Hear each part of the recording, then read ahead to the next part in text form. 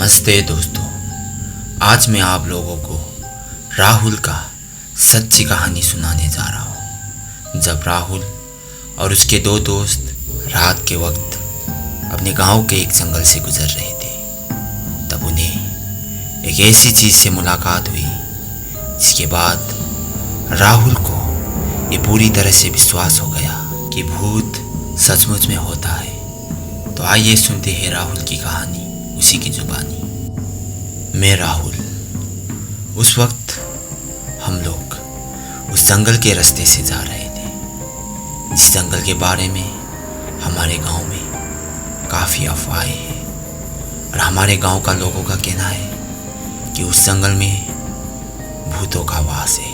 और उस वक्त हमें ना तो भूतों पे विश्वास था और ना ही बड़ों की बातों में, और इसीलिए हम उसी जंगल के रास्ते पैदल जा रहे थे। और उस रात चांदनी रात भी था और जंगल भी काफ़ी खूबसूरत दिखाई दे रहा था। और जब भी हम तीनों साथ चलते, ना तो हमें किसी का फिक्र होता और ना ही किसी का डर। और उस वक्त हम मार्केट जा रहे थे क्योंकि अब हमारे पास सिगरेट ख़त्म हो चुका था और उसी के लिए हम रोज़ रात को मार्केट जाया करते थे। लेकिन हम कभी भी उस जंगल के रास्ते से नहीं गए थे।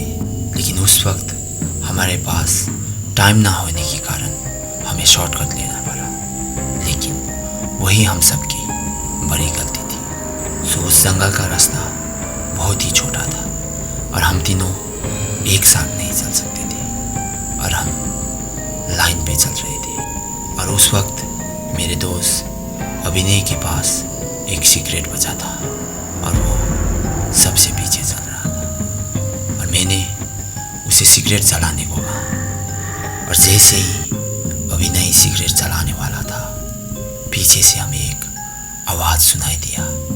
लेकिन तभी अभिनय इतना ज़ोर से चिल्लाया कि हम दोनों का रूह कांप गया। और जब हम दोनों ने पीछे मुड़ के देखा तो अभिनय बेहोश पड़ा था और जल्दी से हम दोनों ने अभिनय को उठाने का कोशिश किया, लेकिन वो पूरी तरह से बेहोशी में था। अब हम दोनों को भी समझ नहीं आ रहा था कि हम लोग क्या करें। लेकिन तभी मेरी नज़र एक चीज़ पे गई, जिसे देखने के बाद मेरा रूह कांप गया, क्योंकि उसकी पीठ के पीछे एक हाथ का निशान था जो कि हम लोगों के हाथों के मुकाबले 5 गुना बड़ा था।